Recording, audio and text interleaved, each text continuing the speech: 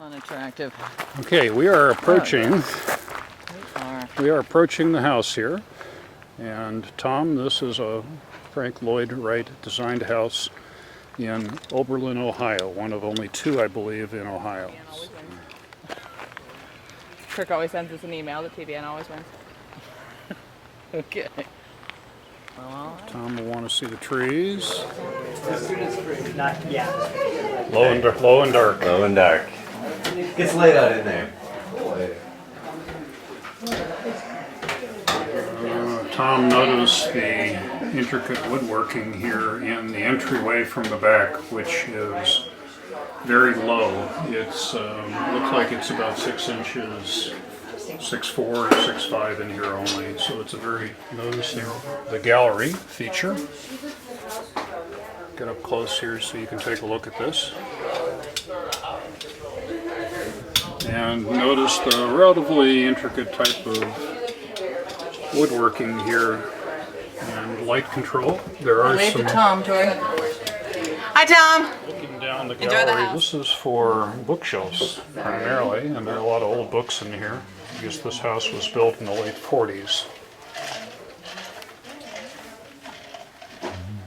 But we have a long, narrow gallery here, working into a bathroom which has windows up high for natural light and privacy. There is a screen up on the top of this. Wood paneling, pretty much full-length mirror here, Tom, and toilet, sink, and a built-in shower tub combination. Am I going the wrong way? Is that... Long, narrow gallery here where they use quite a bit of glass. Room for a single bed only here, if you can see this. Again, low ceiling. They have a built-in desk here as well, with some writing tables and built-in recessed lighting.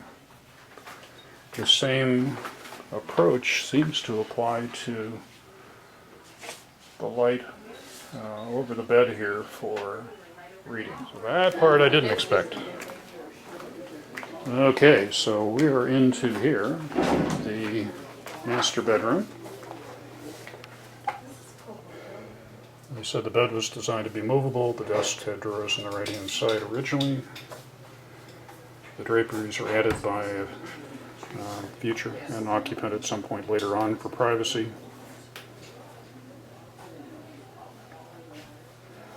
At some point they added some bricks in front of the fireplace that didn't please Frank Lloyd Wright, but were added for safety factors for a fireplace in this bedroom. And again, much of the same type of design work as we've seen before. Light over the bed, cross ventilation up top, built-in wardrobes, in this case on both sides with drawers in between. There's a master bathroom built in, which has again a built-in shower tub, a low-profile toilet, and a seat, and kind of a pink fixtures that seems to be original in color of that nature. The tile evidently has been remodeled, and a few other changes up top since there, but again the wood highlights in this bathroom as well. Jason Trimmer. I'm the curator of education over at the Allen Memorial Art Museum, and I hope that you've had the chance to visit the museum at some point this weekend. We're only open for another hour today. And what we're going to do is I'm going to give you a little brief 5-minute intro to the house, and you're welcome to circulate around and explore the house for for another hour and 4 minutes or so until we close at 5 o'clock.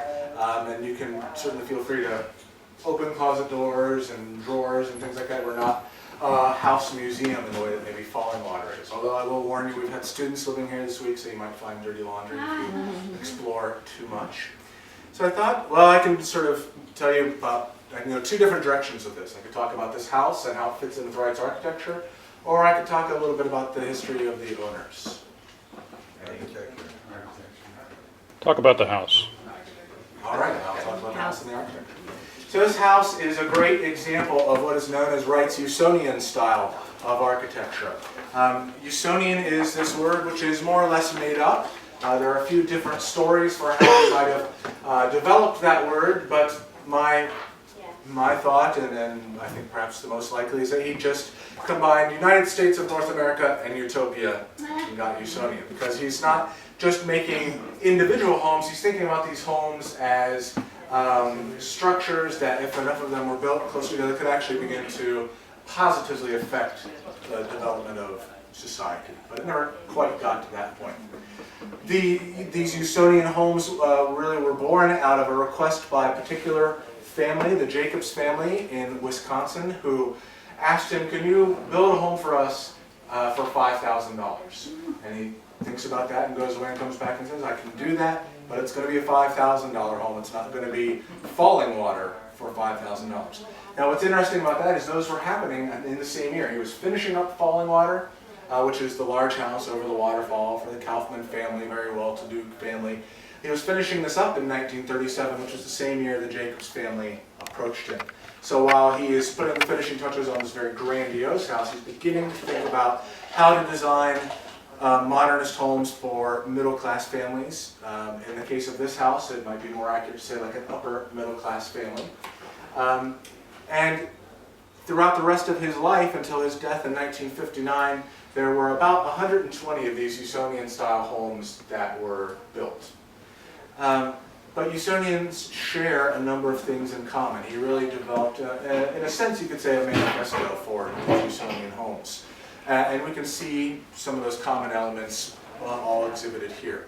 So one of them would be that they were all using very basic materials. There are 4 major materials that were used in the construction of this house. They're all visible in this room, and they are wood, glass, brick, Tile. and poured concrete. All right, very good. Wood, brick, concrete, and glass. They also, these Usonians all share very basic floor plans. So this house has just an L-shaped floor plan. We're in the short arm of the L now, the open public space. And you can see the public or the private wing stretching down this way. Wright got rid of, in these Usonian homes, what he considered extraneous space. So there's no basement, there's no attic, and there's no garage. If you walked down the gravel path that follows the line of the original driveway, so you would have driven down Morgan Street, or turned off Morgan Street, driven down the driveway, and parked underneath the carport. Just that cantilever overhang out there where they're taking your money. And this is, Wright's, kind of response to or pushback against what he said, like Detroit was stabling cars the way they would stable horses, and he didn't understand it. I didn't think that was necessary. So just very minimal overhang to protect you from the elements. But it's also in the carport where we can begin to see another element that this house shares, not just other Usonians, but many of his other homes as well, is that he's really trying to break down this sort of strict delineation between interior space and exterior space. He wants to break open the box. So out there in that carport, the poured concrete meets you, continues all throughout the house, and continues out onto the patio as well. So sort of, as I say, breaking down those barriers. There are other things that Wright's doing in this house, some subtle, some obvious, to both connect us with nature and to open things up more. Of course, the window walls are a big part of that. It connects you with the lawn, with nature, and can get a really good view of some of the local wildlife around here. We've had all sorts of birds, squirrels play on the roof, rabbits are around, and in the fall we had like a buck and a doe, and they were out there together for a long period of time. So you really get that sense of continuity. He's also making sure that elements continue throughout. So this wonderful molding on the ceiling continues out over the patio. From that angle there, I always like this zigzag pattern that draws your eye out to the edge of the roof, not just the corner of the room. Of course, there's the French doors, so you can actually exit and enter throughout all of the rooms in the house. And then more subtle things as well. If you notice over there, that section of the brick column that is the left side of the hearth is bisected by the window walls. It's not oriented to the inside or all the way to the outside. So again, that kind of continues and pulls your eye out to the patio. So basic materials, basic floor plan, breaking open the box. The other thing I always like to mention in terms of the architecture, and not only why it was important at the time, but it's becoming very important, especially here in Oberlin now, is people are rediscovering this home and thinking about it in terms of maybe early green architecture. I mean, Wright was very ahead of the curve in some of the things that he did in his homes, and this house is no exception. While he never came to Oberlin, he did see a plot of the land and oriented it very specifically, not only set back from Morgan Street, from the main road, to get a little bit of privacy, but he's also turned the orientation of the house so all of the rooms get passive solar heating. So the gravel path runs north-south, and by orienting the house to get that sort of south-facing light,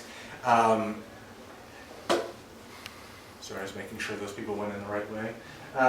He's heating the bedrooms and this room in the winter. The sun would be low enough on the horizon that sunlight can come in all the way really to the edge of this carpet in the winter. But now in the summer, as the sun gets higher on the horizon, this little bit's about as much sun as we're going to get until the winter time. So that means this room stays relatively cool in the summer, and we have a lot of ventilation as well. But he did some other things. He was from the upper Midwest, right? He's from Wisconsin, so he knew how cold it could get here in the winter. So in addition to the passive solar heating, he's done some other things. Of course, the hearth, always the centerpiece of Wright's homes.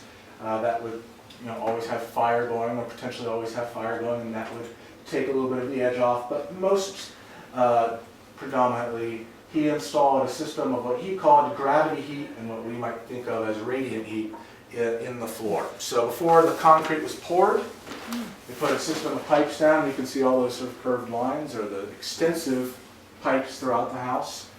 And there was a boiler back in the utility room that would generate hot water that would circulate all throughout. So heating the surface rather than heating the air. And that's much more efficient. And now they've updated the materials that they would use. We had here galvanized steel pipes and water circulating through. So Stephen's heard this, 5 or 6 times today already, so he knew the cue, which is to show this is what the pipes look like now. So that galvanized steel was corroded not only from the water circulating inside, but also they didn't put very much of a barrier between the ground level and where that pipe is sitting. So it was so corroded here because you get standing groundwater every time it rains, basically. Those of you who've lived in Oberlin for, if any of you have, it's basically a big swamp, right? Mm-hmm. So now they'll use more commonly PVC piping and like glycol that would get circulated throughout. I guess that's sort of everything for my little spiel. I'm going to invite you now to explore the rest of the house. It's really the best way to discover it. There are several of us around who can answer questions you might have. Again, my name is Jason. This is Stephen. Lucy is back there in the corner, and Eli and Nico are also around, and they can answer any questions you have. If you have really tough questions that you don't think anyone's going to know the answer to, ask the students. Right? All right. Well, thank you very much, and please enjoy. Tom, this is the trim work that they're using all throughout the exterior of the house here. I don't know if you can see this level of detail of these balls or not, but kind of an interesting concept at this point where it's just kind of cut into the wood that way, all the way around the exterior of the house.